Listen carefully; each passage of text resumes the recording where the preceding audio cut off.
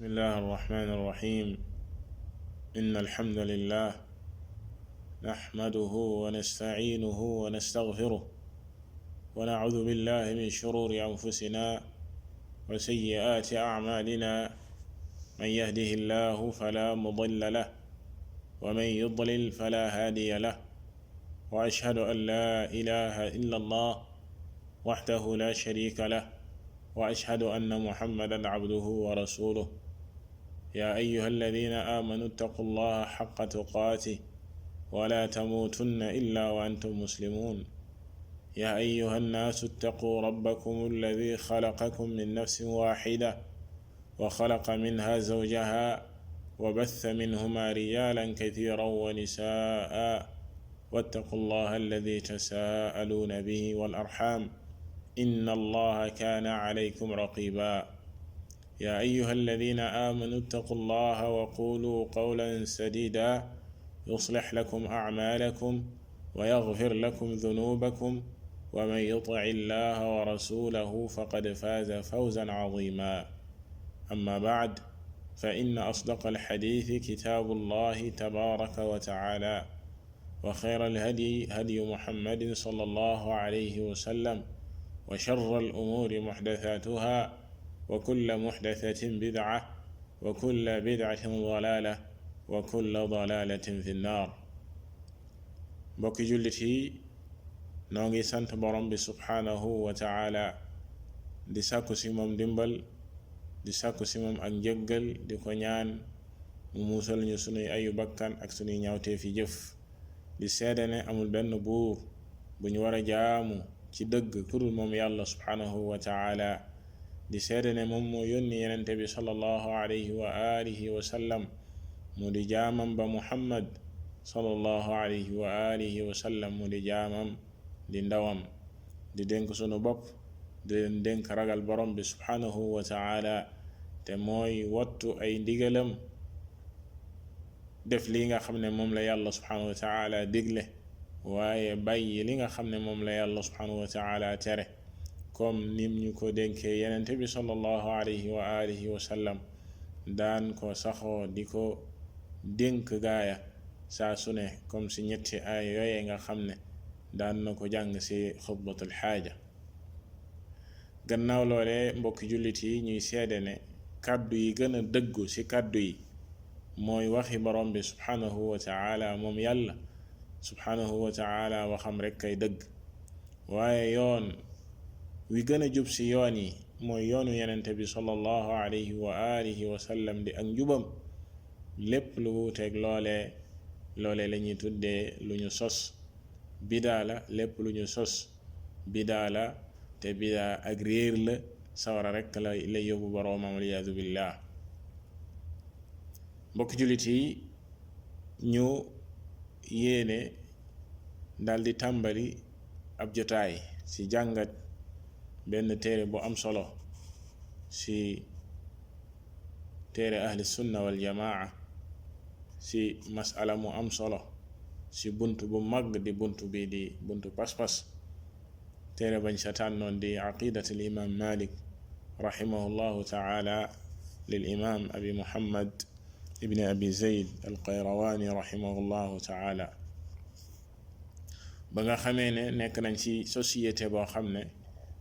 ñu bari ci nit ñi dañuy woote woone ci ngiru al imam malik ibn anas rahimahullahu taala imam dar al hijra ne ci ngiram lañu nekk mu di wax joo xam ne wax ju màgg la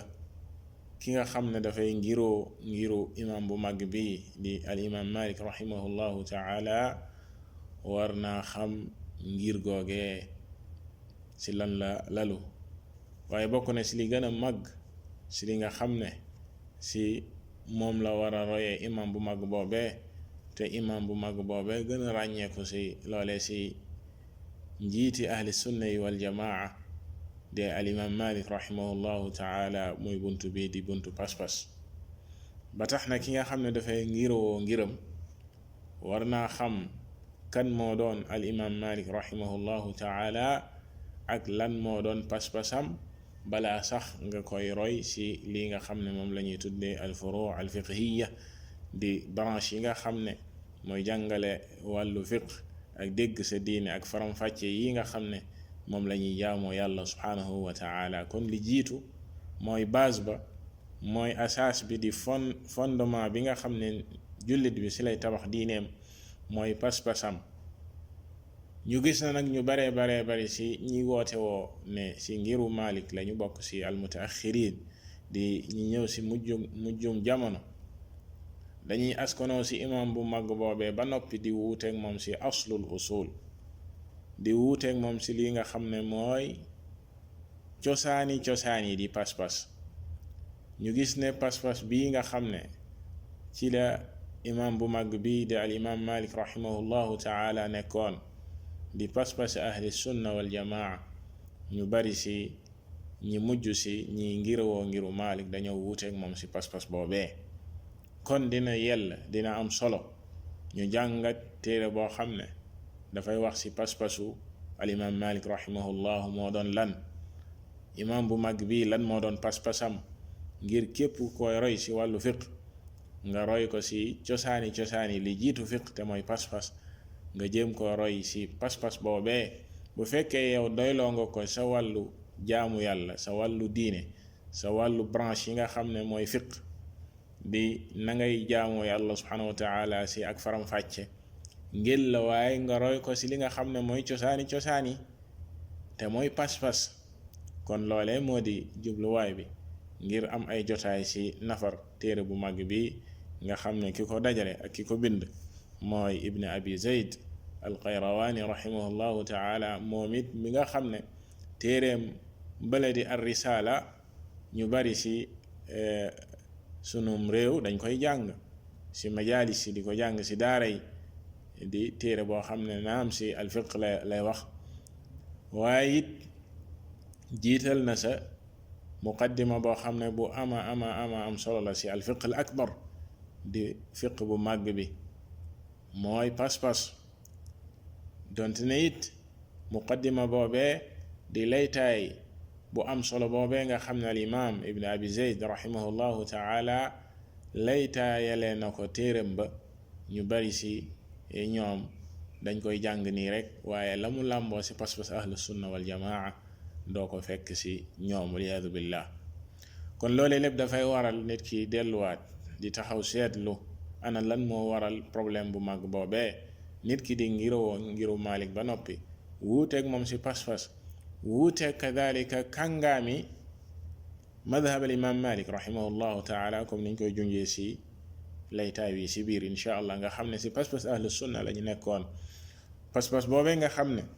mu di pas-pas ahlu sunna wal jamaa mooy pas-pas bi yàlla subhanahu wa taala wàcce woon si yenenteem bi sallallahu alayhi wa alihi wa sallam. moom la yenente bi sallallahu alayhi wa sallam jàngal saxaabaam ya, ñu nekkoon sax avant lenn di am si ay changement ak ay xewit ak i beesal ak i sos yu ñu sos si diine. kon insha allahu taala si laytaay wii di jotaayu tey bi dina nekk benn introduction boo xam ne di ak laytaay si juróomi tomb ba sa jiitu lii di pas-pasu ahlu sunna wal jamaa mooy lan, comme niñ ko junjee léegi di pas-pas boobee nga xam ne yenente bi sallallahu alayhi wa sallam si la nekkoon moom ak saabaam. ñaareel tomb ba pas-pasu ñi nga xam ne ñoom la ñuy tuddee al aimmatul arbaa di boroomi ngir yi, di ñeenti imam yu mag yi nga xam ne si ahlu sunna wal jamaa seeni ngir moom moo gën a siiw, nit ñi si lañu tënku, di al imam abu xanifa wal imaamu malik wal imaamu shafii wal imaamu ahmad rahimallahu al jamii. di ñeenti imaam yu mag yooyee lan moo doon seen pas-pas. ñetteelu tomb ba ndax wér na li ñenn ñi di wax ne ñu ëpp ci jullit ñi tey ci kaw suuf ay ashaira lañ, maanaam nekkuñu ci pas-pas ahlu sunna wal jamaa bii ñuy wax tey, waaye dafa am beneen kuréel gu ñuy tuddee al ashaira te ñu juyoog waa ahlu sunna wal jamaa ci wàllu pas-pas ñu ne lu ëpp si nit ñi tey si kaw suuf ay ashaira lañ ndax it loolee bu fekkee am na ndax dafay wan ne ñoom ñoo nekk si dëgg am déet loolee dinañ si ñëw. ñeenteel ba faw dinañu wax si dunduk imam bu mag bi ñu bëgg a jàng pas-pasam di al imam Malik rahimahullahu taala di tarjamaam wax lenn si biographie am. juróomeel ba kadalika dinañu wax lenn si ki nga xam ne moom moo dajale téere bi di pas-pasu al imam Malik rahimahullahu taala di al imam ibn abi zayd rahimahullahu taala. kon juróomi tomb yooyu si lañuy tënk li nga xam ne mooy muqaddima bi di laytaay yi nga xam ne moom la ñuy jiital si téere bi di ñaan yàlla subhanahu wa taala yàlla wërsëgal ñu assadaat fi l qawli wal amal wërsëgal ñu li nga xam ne mooy al ixlaas fi l qawli wal amal wërsëgal ñu li nga xam ne mooy dégg ak topp jubal sunu làmmiñ te musal ñu si cheytaane ak i nazagaatam ak i njuumteem wallahu taala aalam. kon du ñu def lu dul dellu si point bu njëkk bi te mooy pas-pasu ahlu sunna wal jamaa mbokki jullit yi pas-pas la boo xam ne li mu ràññee ko mooy set wicc ndax si source ba direct la jóge muy téere borom bi subhanahu wa taala ak njàngaleem yenente bi sallallahu alayhi wa sallam di sunnaam. ndax bu fekkee dafa am montagne bu nekk fii daldi bënn am ndox ma di sotteeku di jóge sa montagne ba dañ naan montagne bi mooy source bi fa la ndox mi di jóge. ndox mi bu daanoo ci kaw suuf nag di walangaan di wal di dem suuf su mu romb rek dafay daldi jël la fa nekk daldi kadalika yóbbaale wirgoow suuf woowee wala couleuram wala melokaanam. bu fekkee ne yow danga taxaw fa nga taxaw gis ndox muy wal rek nga daldi tànk ne ndox mi mooy original ndox mu set wecc la kële taxaw fële na waaw man ndox mu xonq mi mooy original kële ne la ndox mu ñuul mi mooy original. ka nekk sa fa ndox ma di ballee nag sa xeer wa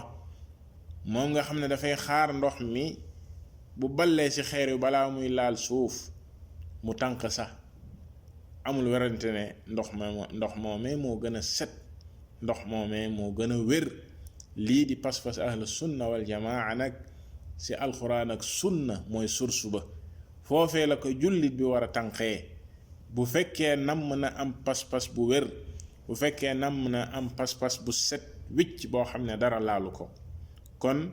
pas-pas ahli sunna wal jamaa loole lañu ràññee ko te it mu nekk pas-pas boo xam ne dafay dëppoo ak lii nga xam ne mooy alfitra di mbindum borom bi subhanahu wa taala na mu bindee doomu aadama bi ba muy ñëw fii ci kaw suuf set wicc amul benn gàkk. xel ma dafay set mbind ma dafay set nangu lépp loo xam ne dëgg la waaye bañ lépp loo xam ne lu safaanoo ak dëgg la. pas-pas boobee dafa ñëw di ànd ak fitra. bu fekkee nag doomu aadama bi dafa ñëw ci kaw suuf xel ma daldi taq leneen xol ba daldi am yeneen li ñuy tuddee amraad ashubuhaat wa shahawaat di feebari lënt yi daldi dugg ci xolam feebari bànneex yi parparloo daldi dugg bu boobaa nag ci ngay gisee wuute yu bare bari ci nit ñi ba dema dem ba boo leen waxee sax lii mooy pas-pas bi yàlla subhanahu wa taala leeral ci alquran lii mooy pas-pas bi yenente bi sallallahu alayhi wa alihi wa sallam jàngale ci sunnaam nga gis aw nit di ci am ab nattable ak di ci am ak diital ndax lan ndax xol ba dafa am li nga xam ne mooy feebar ba nag benn la ci ñaar yooyee imma mu nekk feebari ay lënt yu jiitu sa xol ba walla feebari bànneex topp nit rekk ngir bànneex. loolee nag la say musal nit ki mooy mu delluwaat fóotaat boppam raxasaat boppam faj xolam ci feebar yu mag yooyee waaye mu dellu ci li yàlla subhanahu wa taala wax ci téeréem bi dellu ci li yenente bi sallallahu alayhi wasallam jàngale bu fekkee bëgg na mucc. pas-pas boobee di pas-pas ahlu sunna wal jamaa kañ la judd ak kañ la feeñ? mi ngi judd mi ngi feeñ ànd ak yónnig yenente bi sallallahu alayhi wa alihi wa sallam. moom yenente bi sallallahu alayhi wa sallam bi ko yàlla yónnee la yàlla wàcce yónni jibril wàcce pas-pas bi ci yenente bi sallallahu alayhi wa sallam. yenente bi sallallahu alayhi wa sallam jàngal ko saxaabaam yu tedd ya ridwanullahi taala alayhim. saxaaba ya jàngal ko ña toppoon ci ñoom ci ak rafetal. kon pas-pas bi noonee la juddoo, noonee la feeñee ba keroog mu yegg ci siècle yi mu yegg ba imam bu mag bii ñuy jàng tey téeréem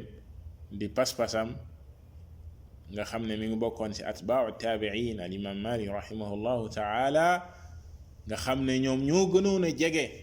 jamono joojee di jamonoy yenente bi sallallahu alayhi wa sallam ak saxaabaam yi. dinañ ci ñëw ci ak dundam.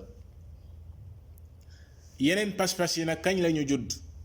mboolem pas-pas bu wuuteeg pas-pas yenente bi sallallahu alayhi wa sallam ña nga juddu sa jamonoy seeni boroom ba ñu feeñee. seeni boroom ba ñu feeñee la pas-pas yooyee judd. ba tax na mboolem kuréel yu sànku yi ak kuréel yu réer yi ak seeni pas-pas dangay fekk ne ñoo ngi leen di askanale seeni boroom ba mu des pas-pas ahlu sunna wal jamaa. maanaam bépp kuréel bu réer ci diine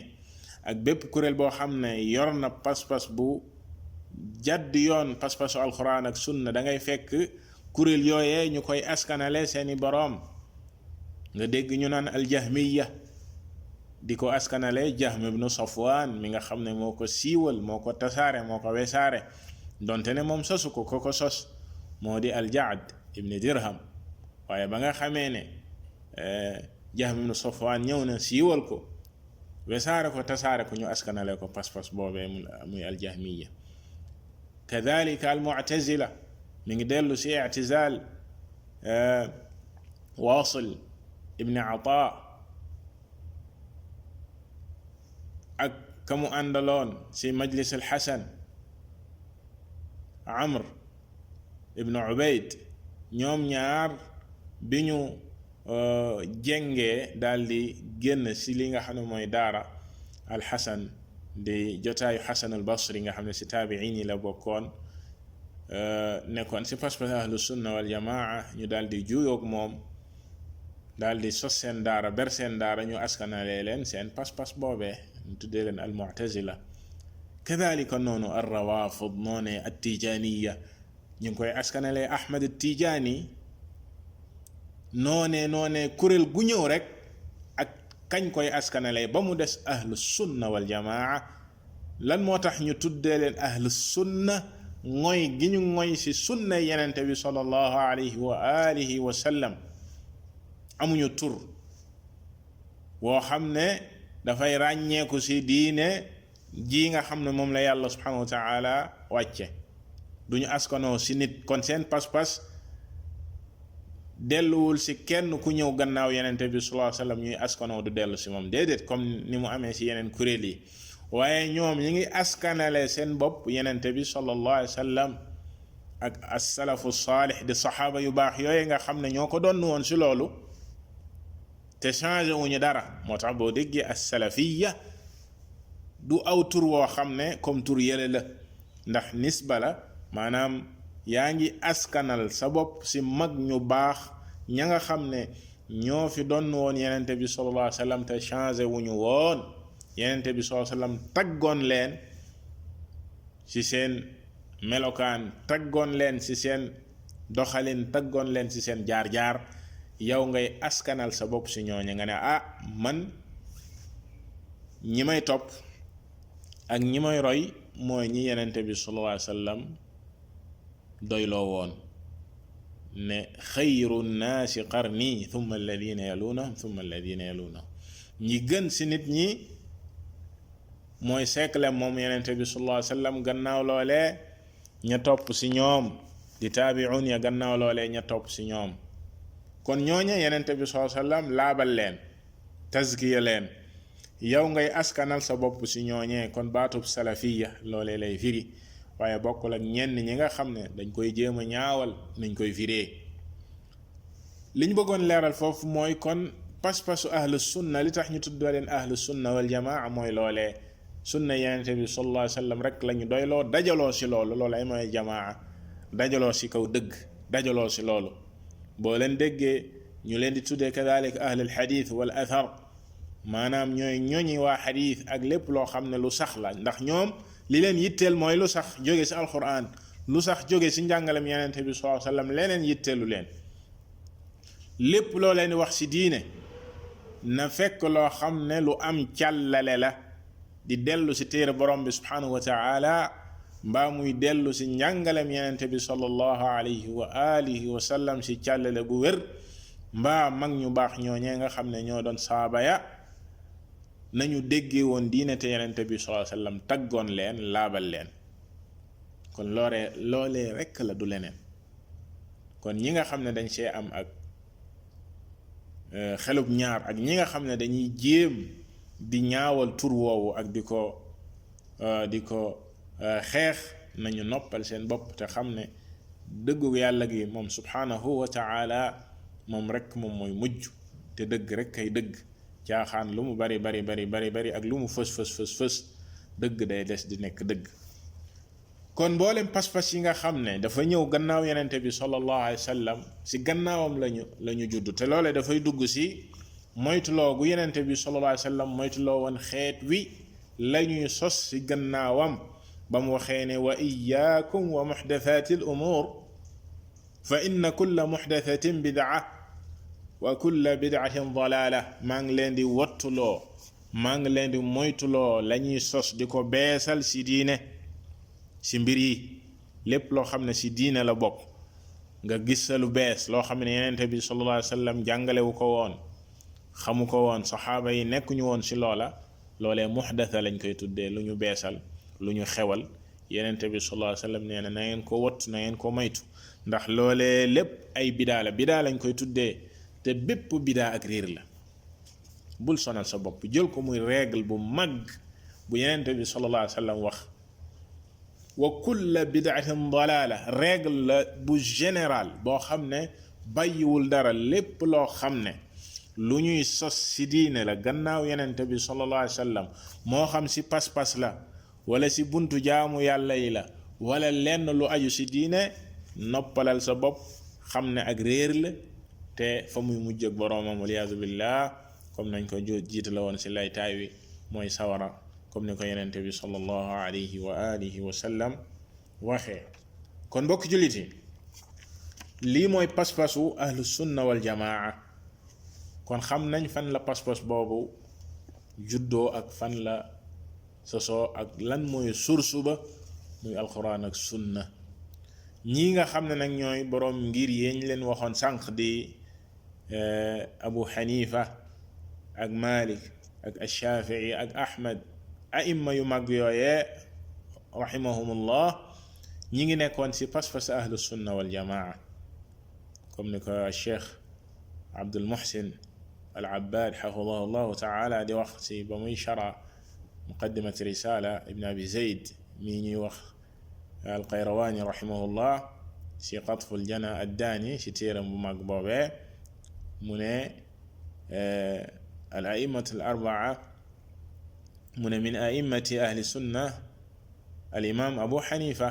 wal imaamu malik wal imaamu shafii wal imaamu ahmad ibn hanbal rahimahumullah wa aqidatuhum hiya aqidatu salaf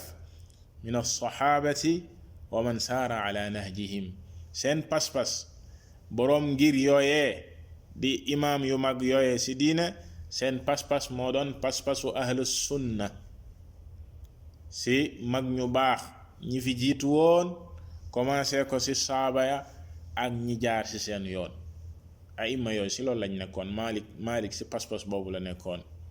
Ash-Shafi'i ci pas-pas boobu la nekkoon. al imaamu Ahmad rahimahullahu taala ñoom ñëpp ci pas-pas boobu lañ nekkoon. ñi nga xam ne nag ñoom ñoo ñëw seen ginnaaw di ngirowoo seen ngir ne ci yoonu imaam yooyee lañu jaar ci li ñuy tuddee al furu' al fiqhiyya al fiqh ci wàllu dégg diine ak si wàllu jaamu yàlla yi nga xam ne dañ koy faram fàcce si diine am na si ñoo xam ne si nit ñooñee ñëw seen ginnaaw dañuy jaar si yoonu aimma yi si wàllu fiq doonte ne duñu jéem a xam sax lan mooy seen dalil lan mooy seen firnde maanaam imaam bi waxee dara si téeréem lan mooy dalil ba si alquran ak sunna duñ ko jéem la leen yitteel rek mooy ne imaam wax na nàngam maanaam sama imaamu ngir wax na nàngam rek loolee wax nañ ko si ngir gi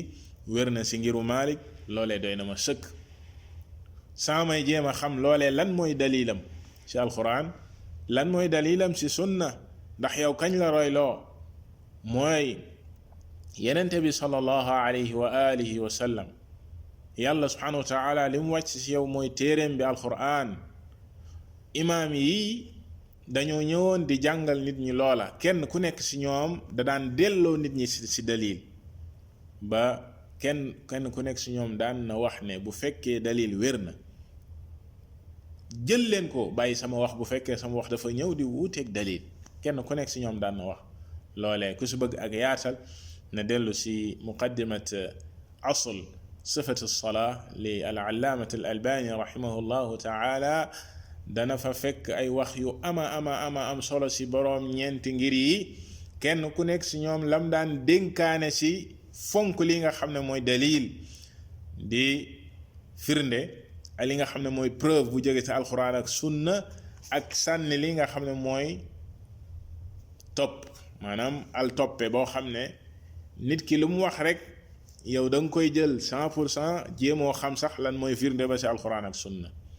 te al imam Malik rahimahullahu taala moom si boppam moo daan wax naan kenn ku nekk si ñun dees na jël si waxam dees na delloo ay waxam lu dul kenn muy joxoñ yenente bi sallallahu alayhi wa sallam si beneen riwaaya lu dul boroom xabru bi di joxoñ yenente bi sallallahu alayhi wa sallam kon kenn ku nekk si aimma yi dees na jël sa wax des na si delloo bu wuteeg dalil bu wuteeg alxuraan ba mu wuteeg sunna ñenn ñi nag da ngay gis ñu am ay lënt naan waaw imam bi lu mu wax rek am na si dalil alxuraan ak sunna moo xam nañ ko wala xamuñu ko wala ñuy réyal ne imam mënta wax loo xam dafay wuteeg sunna wala yow ka nga roy ak ka nga màggal sa xol mu di sab sëriñ nga ne mënta wax lu jóoyog alxuraan ak sunna loolee yenente bi sallallahu alayhi wa sallam képp moom moo ko am comme ni ko imam Malik rahimahullahu taala waxee te loolee moo di al isma mooy mucc si ak njuumte bal bu juumoon moom yenente bi sallallahu alayhi wa sallam yàlla daf koy teg si kaw yoon leeral ne lii la loolu yenente bi rek moom moo ko am keneen ku dul yenente bi sallallahu alayhi wa sallam da ngay juum te boo juumee doo gis ku la jubbanti maanaam ak jubbanti di jóge ca yàlla subhanahu wa taala ngir yow loole mu di al isma amoo ko kon kenn amul ak isma ku dul yenente bi sallallahu alayhi wa sallam ba tax na boroom ngir yooyee nit ki naam mën na jàngee diine si seeni ngir jàng téere fiqi waaye ànd ak loolee na yitte woo xam seeni tegtal na yitte woo xam seeni preuve si alxuraan ak sunna loolee li ko gën a doy waar mbokki jullit yi mooy ñi nga xam ne waxuma la sax preuve jéem a xam preuve imam bi si masala fiqhiya waaye da ngay gis ñu wuuteeg imam bi sax si aslul usul comme nañ ko junjee woon si commencement wax ji maanaam buntu pas-pas ku si mel ne al imam Malik rahimahullahu taala wax naa leen léegi ne la ñi nga xam ne ñoo doon kàngaami ngiru Malik ñu bari si ñoom ñi ngi woon si pas-pasu ahlu sunna wal jamaa daan roy al imam Malik fil usuli wal furu' si pas-pas ak sax si wàllu fiq ak wàllu jaamu yàlla subhanahu wa taala ku si mel ni kii ñuy bëgg a jàng téere bu mu bind di ibn abi zayd al qayrawaani rahimahullahu taala waaye it kii ñuy wax abu umar al talamanki rahimahullahu taala ak kii ñuy wax abu umar ibn abdil bar rahimahullahu taala xaafidul maghrib ak ñeneen ak ñeneen ak ñeneen ñu bari ci ay kàngaami alqaadi Iyaad ak ñeneen ak ñeneen ci kàngaami ngiru Malik waaye ñu nekkoon ci pas-pasi ahlu sunna wal jamaa waaye comme ni ma la ko waxee mu ñëw nag ci jamono aw nit ñoo xam ne dañuy ngirawoo ngiru Malik ba nopp dañuy ngirawoo ngiru Malik ba noppi wuuteeg moom ci buntu pas-pas nga fekk leen ñu nekk ci wàllu pas-pas ay ashaira dinañ leen wax léegi ñan ñooy ashaira yi ak point bi ñu leen waxoon léegi ndax lu ëpp ci nit ñi tey ay ashaira lañ am déet comme ñoom niñ koy waxee nga fekk ko mu ne moom ci wàllu pas-pas ashari la ci wàllu suluk suufi la maanaam tariq Junayd ak ñeneen ñu dul Junayd lañu jaar seenu yoon ci wàllu suluk waaye ci wàllu fiq Malik lañ doyloo loolee di ak mélange goo xam ne ak njaxas goo xam ne kenn xamul lu mu doon atuminuuna bi baad alkitaabi wa takfuruuna bi baad naka ngay ñëwee di jël la gën a am solo ci diine nga sànni ko kii nga xam ne moo di al imam Malik rahimahullahu taala bokk ci a'immati ahli sunna wal jamaa la mu gënoon a fonk di masalatul ittibaa fonk li nga xam ne mooy alquran fonk li nga xam ne moom mooy sunna lépp lu jóge ci alquran ak sunna nam ko màggalee woon képp ku jàng dundam xam nga ko nga ñëw teg ko fële nga ne yow Malik yow doyoo ma ci loolu waaye li ma doy ci bunt boobu mooy yeneen pas-pas yuy juddu sa ginnaaw wa amma nag ci wàllu fiq moom loo wax ci wàllu fiq man doy na ma contradiction boobu naka la mën a nekk ci wàllu as-suluk nga nekk ab suufiyanke te loolee lépp wuuteeg ngiru Malik dinañ ko gis insha allah ci biir téere bii nga xam ne moom mooy aqidatul imam Malik lan moo doon taxawaayam ci masala yu mag yooyee ba tax na mbokk jullit kon loolu mélange la moo xam ne wu doy waar la jullit bi la ko war mooy mu dellu ci alquran ak sunna jëlee fa pas-pasam kadhalika aima yu mag yi ñu leen waxoon léegi ci mel ni Malik boo ko doyloo ci wàllu fiq nga doyloo ko ci wàllu pas-pas jéem a xam lan moo doon ngiram ci wàllu pas-pas amma nag wax ji ñuy waxte mooy ñetteelu tomb bi ñu leen waxoon ne lu ëpp ci nit ñi tey ay ashaira lañ ñenn ñi di ko wax mel ni di jéem a saxal ne comme ñoom ñoo ëpp ci nit ñi rek kon la ñu nekk dëgg la loolee pour tontu ci dañuy doy loola sa cheikhna cheikh Abdul Muhsin rahimahullahu taala wax ci téeram bi ñu loon junjoon sànq Qatful Janad Daani bi muy sharx muqaddimat ibn Abi Zayd al-Qayrawani rahimahullahu taala mu ne hal saxiixun an akthar al-muslimina fi hadha al-asr ashaa'ira ndax loolu wér na ndax wér na ne lu ëpp ci jullit ñi tey ci kaw suuf ay ashaa'ira lañ balaa muy tontu laaj bi mu xamal ñu kan mooy Abul Hasan al Ash'ari ak kan ñan ñooy ashaa'ira yi mu ne ashaa'ira yi dañ leen di askanale turwa ma nga jóge ci kii ñuy tuddee Abul Hasan al Ash'ari na mu tudd mooy Ali ibn Ismail ñu koy dàkkantale Abul Hasan al Ash'ari mi ngi faatu 330 ci gàddaay gi la faatu kon ci 4e siècle la judd ci 4e siècle la faatu 4e siècle ci la faatu moom Abul Hasan al Ash'ari rahimahullahu taala ci wàllu pas-pas dafa jaar ci ay étape yu wuute étape bu njëkk ba nekkoon na ci pas-pasu al mu'tazila ñi ñu doon junjoon sànq al mu'tazila ñi nga xam ne dañuy ñëw di saxal turu yàlla yi subhanahu wa taala di dàq melokaan ya ñoom ñooy wax naan sami'un bila sam' basirun bila basar ila axiri melokaan yi yàlla subhanahu wa taala saxal ci alquranam ji yenenteem bi sallallahu alayhi wa sallam saxal ko ci sunna ñu ñëw di ko dàq ñooñee ñoo di al mu'tazila Abul Hasan amoon na jamono si ñoom la bokkoon mu jógewaat fa génn si waa Mu'tazila di saxal yenn sifa yi di dàq yeneen ya mu jóge loolu di deuxième étape ba mu jógewaat fa si troisième étape nag si la ñëw si ba mu gisee ne mu jaar si pas-pas yooyee yépp gis ne loolee lépp dëppoowul ak xel mu sax sell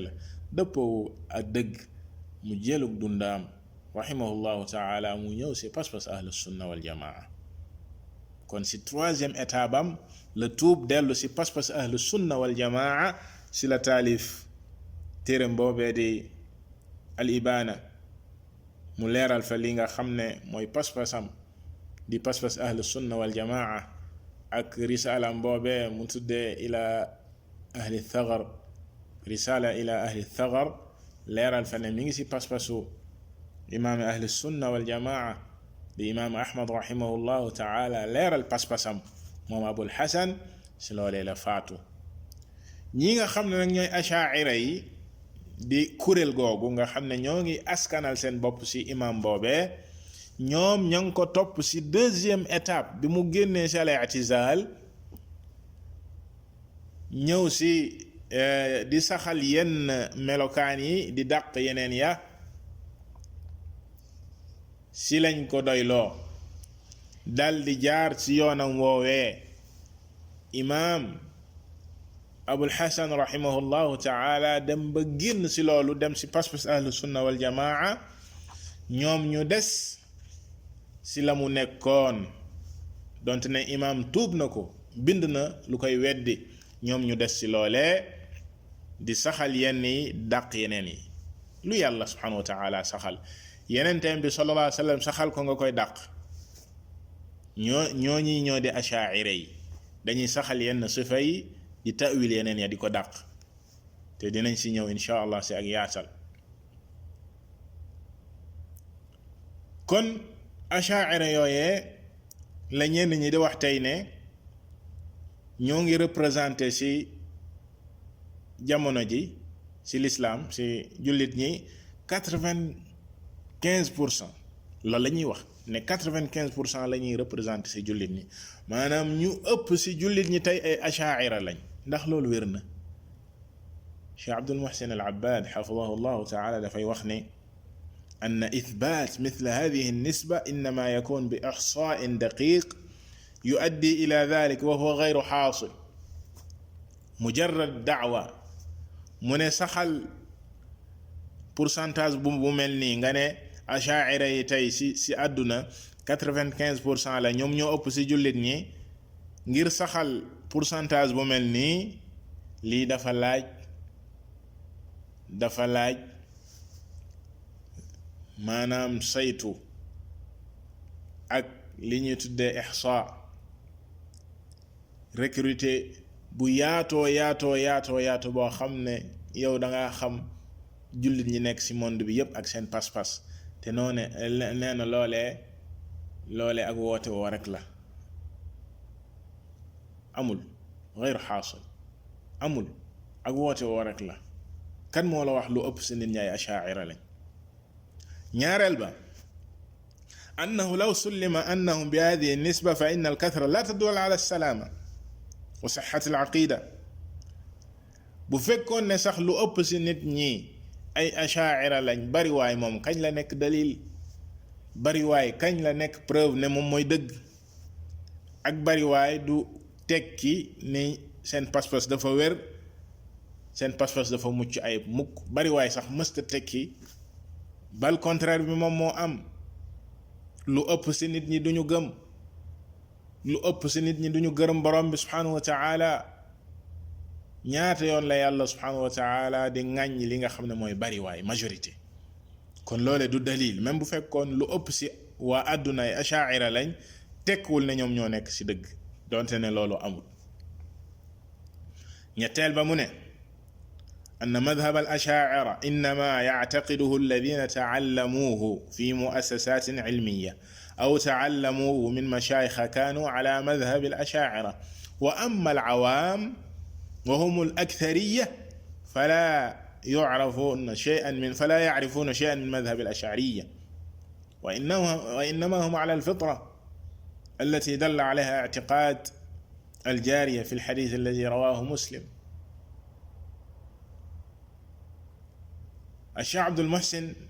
حفظه الله تعالى ne ñetteel ba li dàq wax ji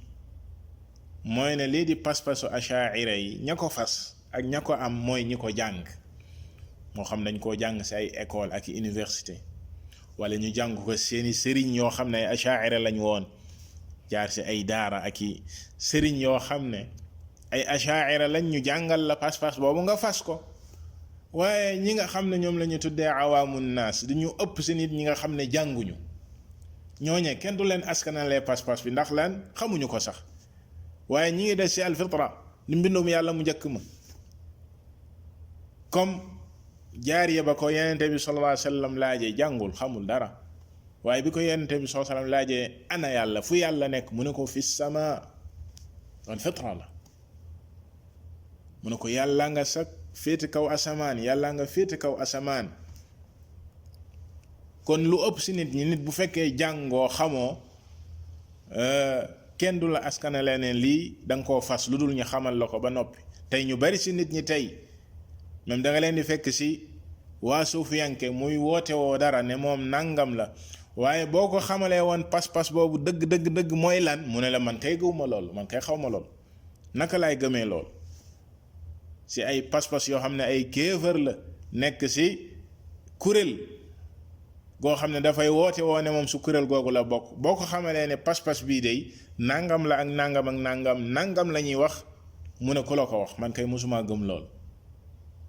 mu set ci wecc. kon loolee dafay dëggal li Cheikh Abdul Muhsin xafidahu llahu taala daal di wax fii. kon daal ci gàttal ngir tontu ci masala bii mooy ne ndax lu ëpp ci nit ñi ay shaa'ira lañ, wax jooju wax ju yàqu la. bu fekkoon ne sax lu am la du tekki ne ci dëgg la ñu nekk, waaye liy dëgg tey dëgg mooy jullit bi jëlee pas-pasam ci alquran ak sunna, jëlee ko ci saxaaba yi nga xam ne ñoom la yenente bi sallallahu alayhi wasallam taggoon lu jiitu changement di am, lu jiitu ay xewal ak beesal di am ci diine, te yenente bi sallallahu alayhi wasallam moytuloo ñu woon loolee. mbokki jullit yi, jotaay bi mi ngi bëgg a yàgg, donte ne am na ñaari point yu desoon ci laytaay bi, dañ koy yéexal ba jotaay bii di ñëw insha allahu taala, ñu boole kook ni ñuy duggee ci téere bi di wax kan mooy al imam Malik rahimahullahu taala, ak kan mooy ki dajale pas-pas bi di pas-pas al imam Malik rahimahullahu taala di ibn abi zayd al qayrawani rahimahullahu taala. ñu wax seenu dund, waaye daal di dugg ci téere bi idnillahi tabaraka wa taala. wallahu taala a'lam. صلى الله وسلم على نبينا محمد وعلى آله وأصحابه أجمعين.